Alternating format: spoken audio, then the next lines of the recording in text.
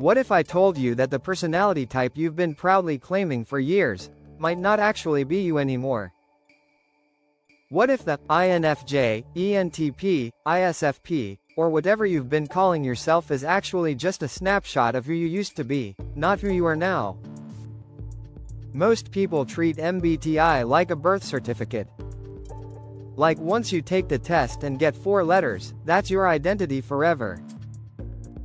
Case closed. But let me ask you something. Why do you act different around different people? Why were you one version of yourself 5 years ago and a different version today? Why do you sometimes test as introverted, but in certain rooms you're the loudest one there? Is that fake, or is that growth? In this video, we're asking a question almost no one asks. Does your MBTI shift over time? And if it does, what does that actually mean about you? Let's start here. Your MBTI score is not random. It's not a BuzzFeed quiz. It's describing how your mind prefers to process the world in 4 areas. Where you get energy, introvert versus extrovert. How you take in information, sensing versus intuition. How you make decisions, thinking versus feeling. And how you like life to run, judging versus perceiving. That part is real. You do have defaults. You do have patterns. You do have a way your brain likes to operate when it's relaxed and honest. But here's the mistake people make. They think preference means limitation. I'm an introvert, so I can't do social things. I'm a feeler, so I'm not logical. I'm a perceiver, so I'll always be disorganized. That's not psychology. That's an excuse. What usually happens is this. You take MBTI in high school, or in college, or at some point in your 20s. You're in survival mode. You're trying to fit in. You're trying not to get called weird. So you show up in a way that keeps you safe. Then you get a result. And then you build an identity around that result. You start saying, I'm this. You start filtering behavior through that. You start rejecting certain sides of yourself because, that's not my type, and now you've trapped yourself. You locked in a version of you that maybe wasn't even the real you. It was just the, please don't judge me, you. Let me give you a simple example. A lot of people type as introverts when what they really are is exhausted. There's a difference. Introversion means you recharge internally. Socializing drains you, even if you enjoy it. Burnout means you've been around people who constantly demand energy from you, disrespect boundaries, talk over you, or judge you. That's not, I'm an introvert. That's, I've been protecting myself. Those are not the same thing. So when someone goes from, I'm 100% introvert, in a toxic environment to, I think I might be an extrovert now, after they finally find friends who get them, that doesn't always mean the type change. It might mean they finally felt safe enough to act like themselves. But sometimes, something deeper actually does shift. You've felt it. You've had moments where you looked in the mirror and said, why do I not react the way I used to? You used to avoid confrontation. Now you'll call people out, calm and direct. You used to plan everything down to the hour. Now you're more comfortable letting things evolve. You used to live in your head and fantasize, now you're actually executing. What happened there? Is that maturity? Is that trauma? Is that you stepping into your shadow? Let's talk about that, because this is where people get scared. There's an idea in MBTI called cognitive functions. You don't need to memorize the chart. You just need to understand this. Your type isn't just about the letters. It's about what mental processes you naturally lean on first, second, third, and fourth. Think of it like a control panel. When you're younger, you rely almost only on your top two functions. That's your comfort zone personality. That's the, oh yeah, that's so you, version that your friends recognize. But as you get older, healthy people start developing and using their lower functions more. You start building balance. When that happens from the outside, it can look like you change types. For example, let's say you're someone who always led with emotion. You were the diplomat. You read the room. You kept the peace. You were the one making sure no one felt left out. Classic strong feeling energy. But life hit you. Maybe you got lied to. Maybe you got manipulated. Maybe you realized people will take advantage of your kindness if you don't set rules. So you started building logical defense systems. You started asking harder questions. You started saying, hold on, your words and your actions don't match. You started thinking like a strategist, not a caretaker. Now people are saying, wow, you've changed. You're cold now.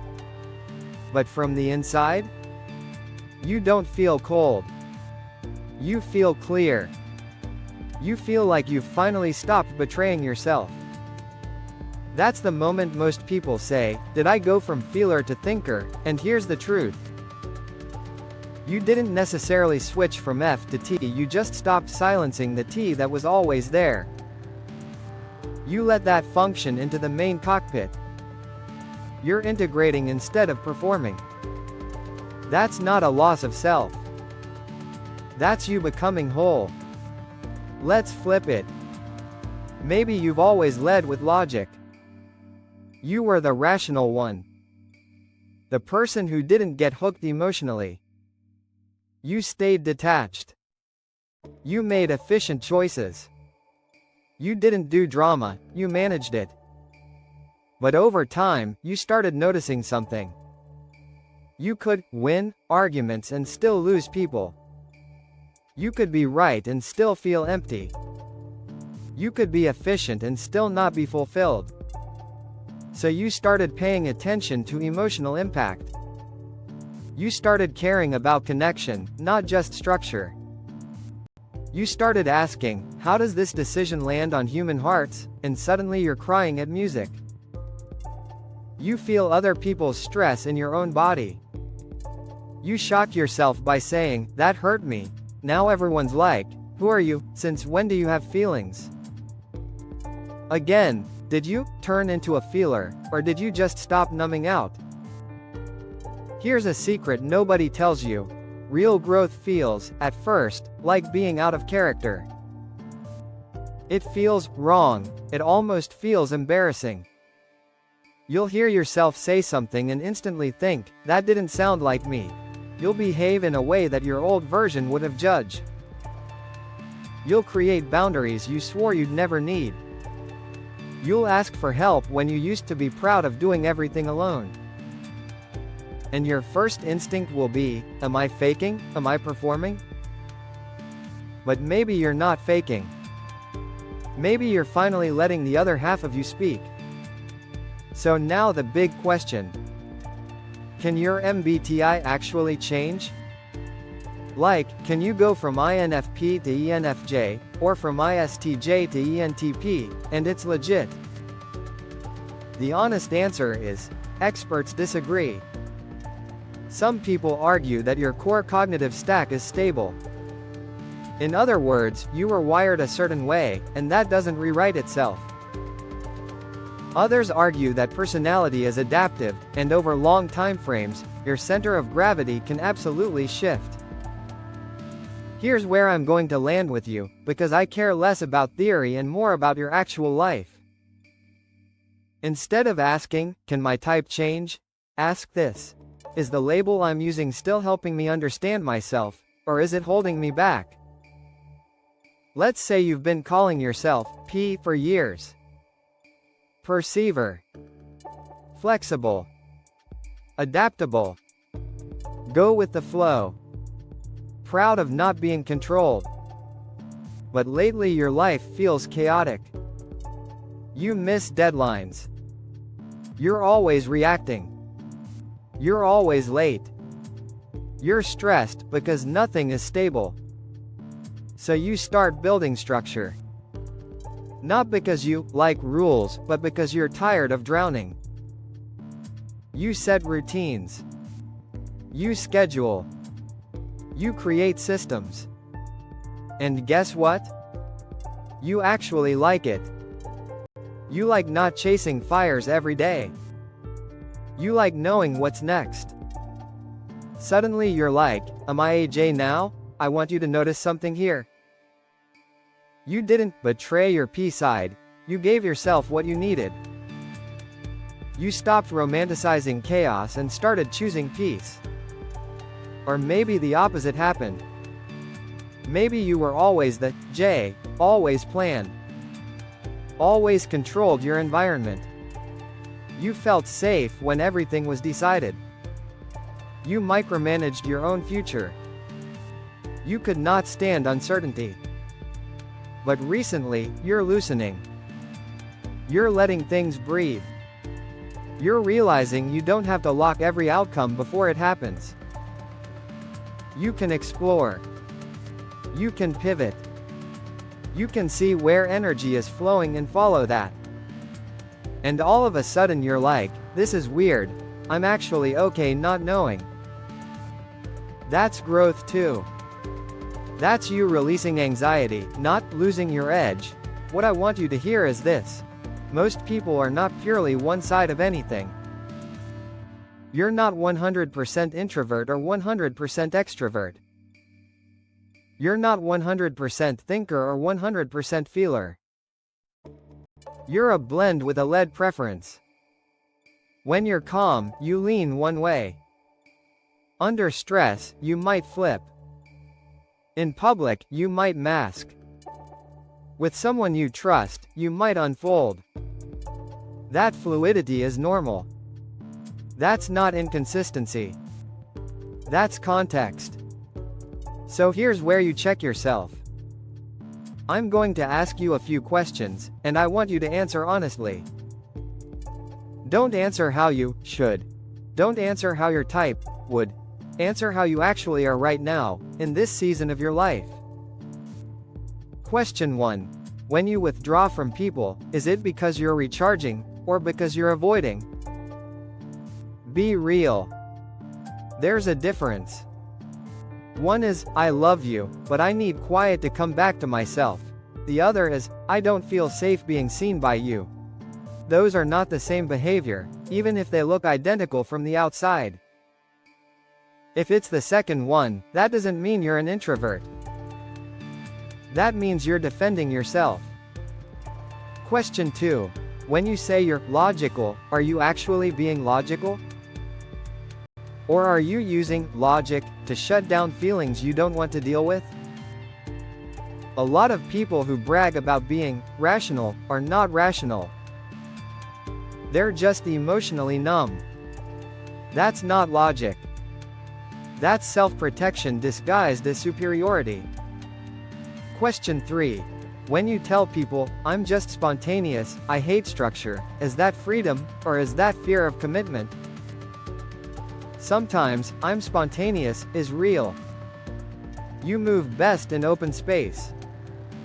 You're creative when you're not boxed in. That's legit. But sometimes, I'm spontaneous is code for, if I plan something and it fails, that failure becomes my fault, and I don't want to face that. Again, totally different story.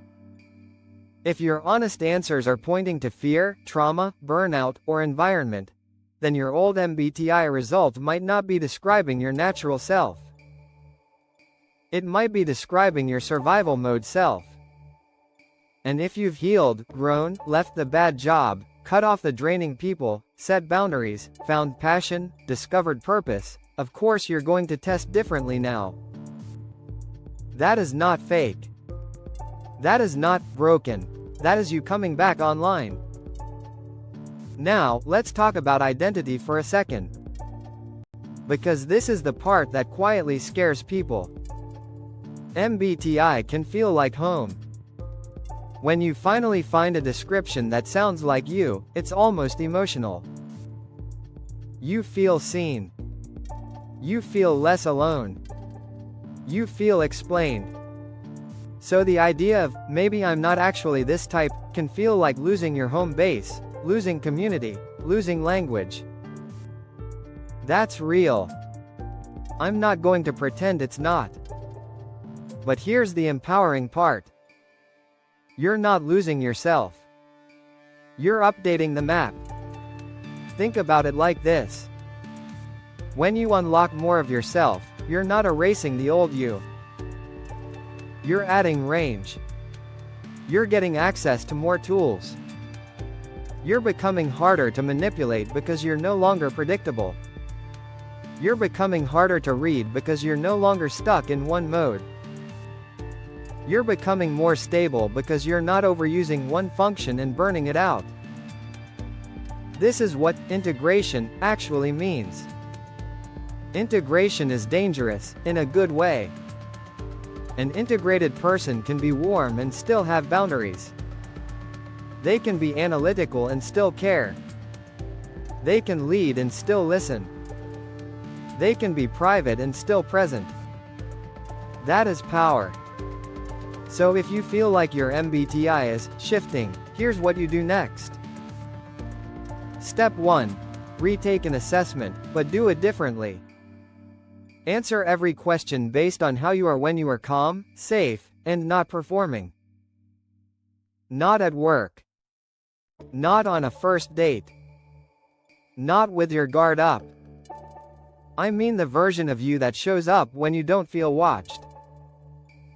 That's your baseline. That's the self you need to measure.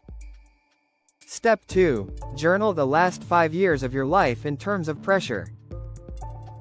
Where did you feel forced to act out of character? Where did you overextend? Where did you play a role to survive? Those are the zones where your original type reading might have been distorted.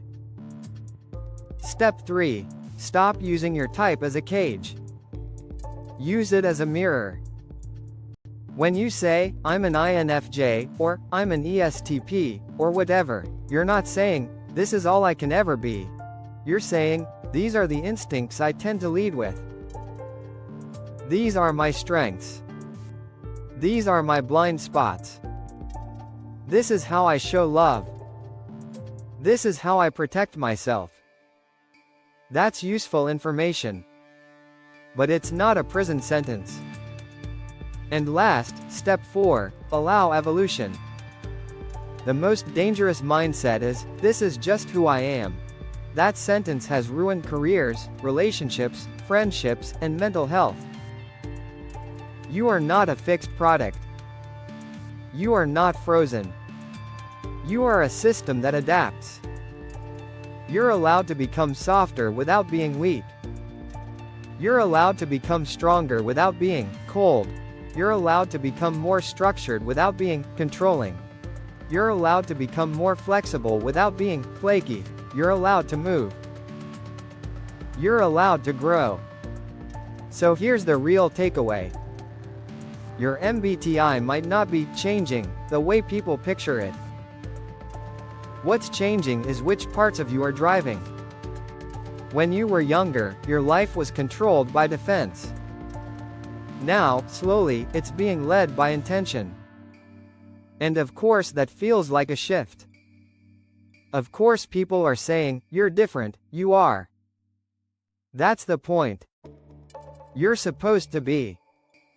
Before you leave this video, I want you to sit with one last question. Not, what type am I? Not, which 4 letters sound coolest? The real question is this. Am I living out of my fear pattern, or my truth pattern? Because that answer will tell you more about who you are right now than any test score ever will. If you're bold enough to answer that honestly, congratulations. You're already beyond the label.